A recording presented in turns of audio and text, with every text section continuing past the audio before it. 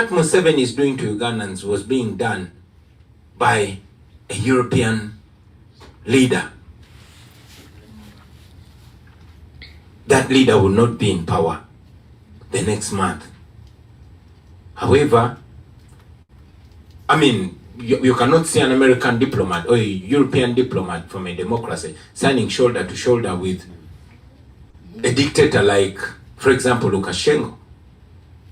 But now, if they stand shoulder to shoulder with an African dictator and it's all right to kill 100 Ugandans and you close an eye to it, shows that the standard, Uganda's human rights is held at a lower standard than the rest of the world. And for us, that comes off like racism.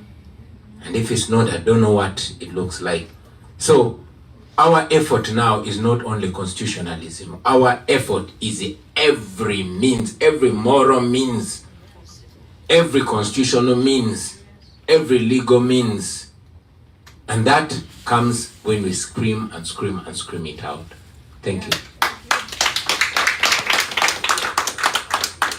So we have many hands still. We'll take, I think, 2 more rounds, but we'll try to keep it brief. So we start 15 minutes late, we end 15 minutes late, and we'll be finished. I see Elizabeth. Okay, now it's time for questions. Gentleman here. And the student. Oh, I said we would take one in the back. Sorry, so you're on the second round. There's a student So from Elizabeth Uganda and and the several back. other Yes. people in the public. And if you could I'm please here shout. to ask some questions. Thank you. I am a student at the college studying governance and psychology. Thank you so much for being here. As we talked earlier, I grew up listening to your songs, and in 2021 when you ran for president, we were following your journey, first of all, because you are a young person, and African... Am I? Yes, Africa need young people. And I think that's one of the reasons why there were overwhelming majority of young people and a lot of people in Africa following you. But also there's one thing, I think that's one thing that I've been grappling with and I don't know the answer. I think maybe you know the answer because this is your campaign, is that a lot of other Africans know that you deserve to win and you are at the task of this. But there are other people who also saw your campaign as a joke or maybe to attract international support or attention or maybe funds. What did you think that you could really do differently? Because we really want these dictators out. The same thing is happening in my country.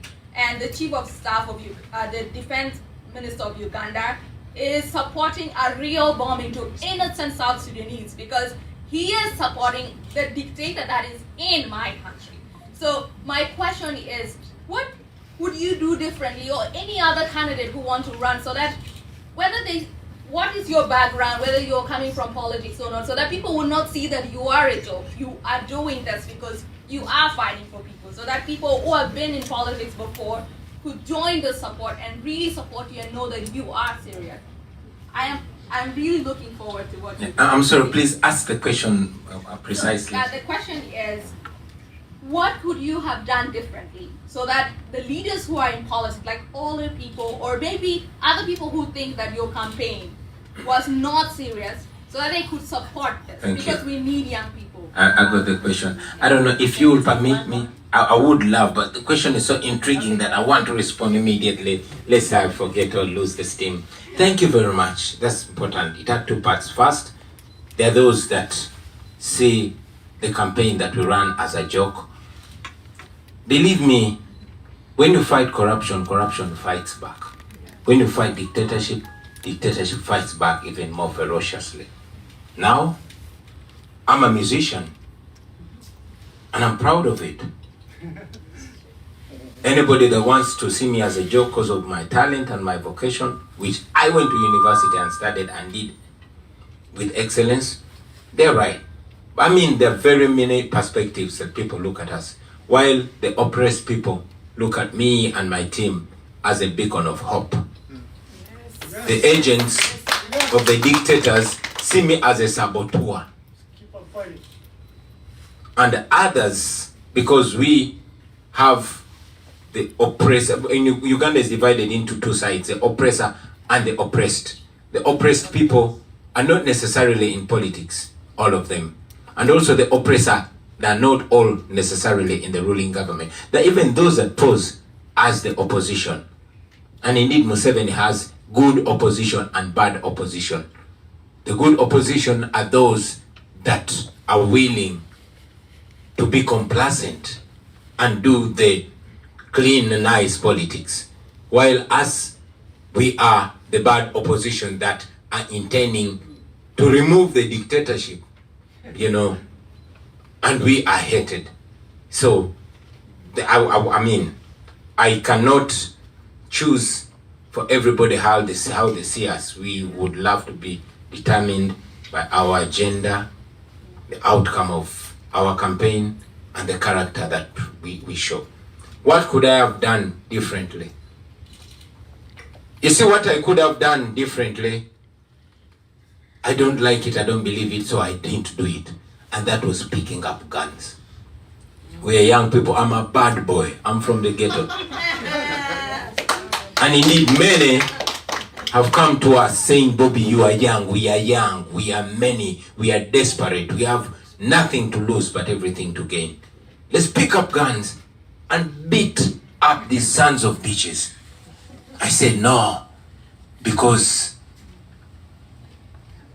violence only begets violence. Historically, I've not seen anywhere where violence takes over and you get a smooth democracy. Our desire is to disempower the guns and empower the people. So we would be another group that comes in forcefully and filled with entitlement. But if through this our struggle we disempower violence, then we have empowered the people. We want to change. I mean, we come from a country that has never seen a peaceful transfer of power from one ruler to another. Since independence, 1962, that is 63 years ago. We want to change that in this, our generation. That is why we chose to take the long, painful, but moral path of non-violence. So we could have used violence, but we chose not to.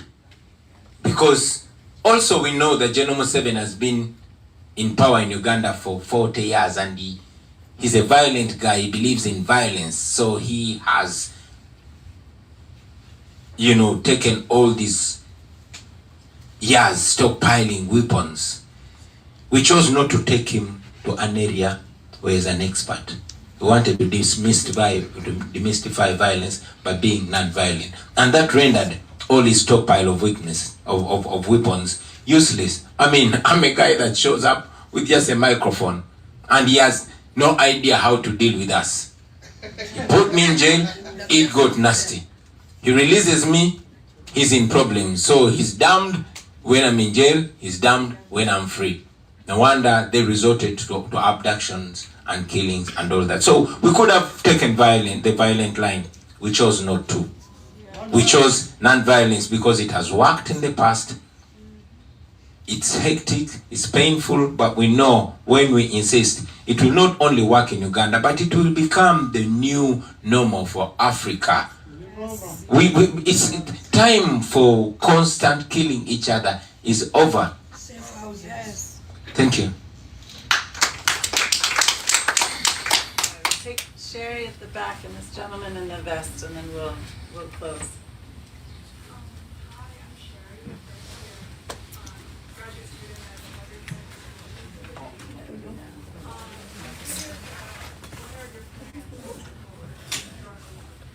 Okay. Sorry, can you speak up? We can't hear you. Tukyagenda mu maaso Repeat it. but tuyinza tuzikirako very soon naye nga olukuŋŋaana luno luli ku Harvard University tugenda kuba luggwa era essimu bwe beezikidde mu kaseera ko katono nnyo mu maaso kaawo Okay, so the question is, what are your plans nja kuba moving mufuna forward ebirala if you're allowed to share? ku channels And endala what's your ezigenda message maaso besides okukola emirimu wano for your nga JB supporters? Muwonge, Ghetto TV Thank you. endala nyingi. Thank you. That's a tricky question. What are my plans or our plans moving forward? I would say the main plan is not to give up. not to give up. In a dictatorship like Uganda, you don't draw plans. Your next agenda is always set by the regime, because you plan to have a rally and you wake up and you're abducted. You plan to speak to the people and you wake up and you're homeless. I mean,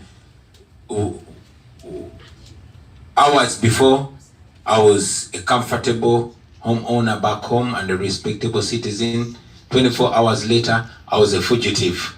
A month, 2 later, I'm in a foreign country. I always tease with my friends, you know, because when you don't have a home, you're homeless.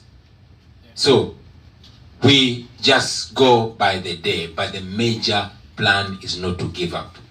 Among other things that we are doing or intend to do is to work up the diaspora.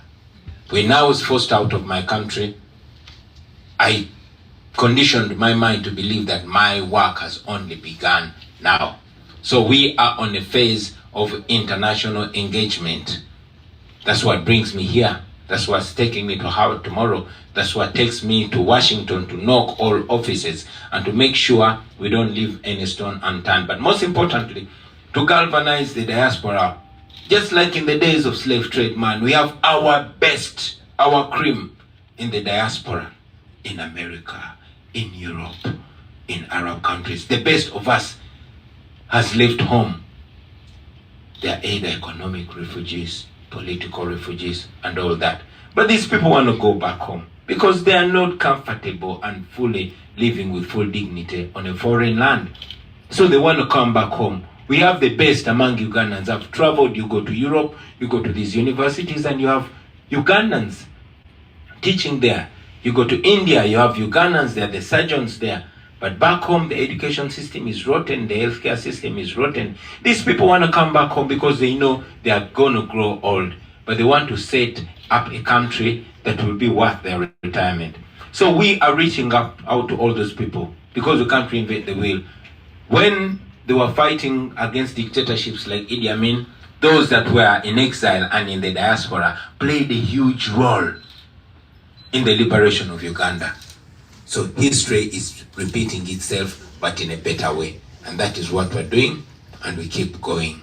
That was the first question. I've forgotten the second question. I think you answered them together. It was the thank message, you. and that was perfect. Oh yeah, the message to the young people. Don't give up.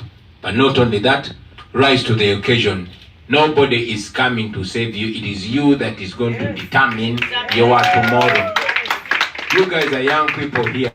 Me, I'm 44 now. Sometimes I wake up and I'm like, damn, I'm 44. I was 34 just the other day. In fact, it's as if 2 weeks ago when I was 25.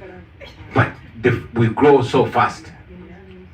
Especially those that are coming from Africa or oppressed countries. Nobody else. You that are here in Harvard, man, you are the hope that we are looking for. You have already discovered your calling. Frantz Fanon, you are elites, you are intellectuals, you've read so much. You must have read about Frantz Fanon, who said every generation must, out of deep reflection, discover their cause, their mission, and choose to either betray it or pursue it. Now I have no doubt that you know your mission. You know what your countries can be. It's up to you to betray it or pursue it. You can pursue it. We are relying on you. Me, I'm here. I'm only speaking this, but I'm not an intellectual.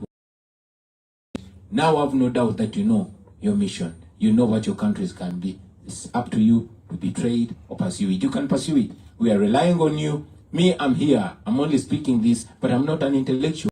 I came to run for president when I didn't even have a university degree. You are the intellectuals of Africa. You must help yourselves by helping your people. That's a country, whatever country you come from in Africa or in any other oppressed country, you will have to go back. So play a role, rise to the occasion, and lead. People like Kwame Nkrumah, people like Mugabe when he was still a moral person, people like Jomo Kenyatta, they started from here.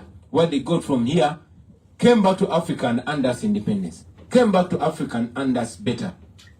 Are you telling me you are not the offsprings of those people? Yes, you are. So it is your time to be the Kwame Nkrumah, to be the Mandela, to be those great revolutionaries that changed Africa. Thank you.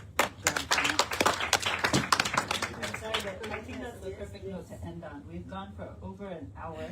We've gone 15 minutes past our time, and I know that probably everyone wants a photo. I don't know if you're okay with photos.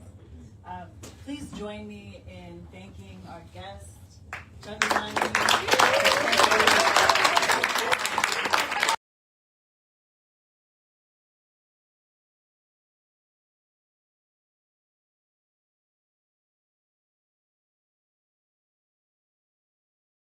A musician, and there's this verse that I always dictate to the young Africans, the young Ugandans. I always tell you, we are the country, we are the future, we are the change we badly need.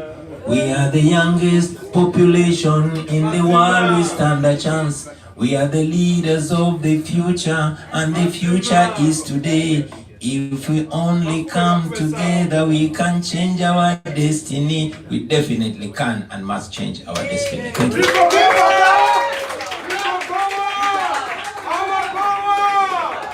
People power! Everywhere. NUP! Thank you, everyone. If you are not already on the Center for African Studies email list, please sign up on your way out. There should be a QR code. That way you won't miss his next visit and other visitors that we have. Again, thank you to Bobi Wine. Look at him.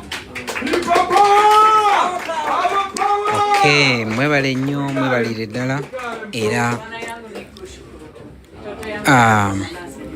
oyo yabadde President Robert Kyagulanyi Ssentamu wano ku Harvard University. Katogere mukone producer katono. Just a moment. What was this for in a summary? Sorry, say it again. What was this for in a summary? A summary. This is a conversation at Harvard University with Bobi Wine, Kyagulanyi, and it was about the future of democracy, the future of activism in Africa, and of course the special reference to Uganda. That's so great. Okay, that's one of the professors who teaches us at Harvard University, and she has been hosting the President Robert Kyagulanyi Ssentamu. We thank you so much, guys. Mwebale nnyo banange ababaddeko bibadde mu luzungu naye ebyo mutegedde mubitegedde ba elite bategedde kibategedde. Tugenda kuba tugalawo, especially ya president egenda kugalwawo, and Ghetto TV nayo very soon egenda kugalwawo. Amanya nze Ashraf Kasirye, tuli wano ku Harvard University, Cambridge, USA, Massachusetts. Mukama abankuumire banange mwebale nnyo mwebalire ddala. Thank you so much.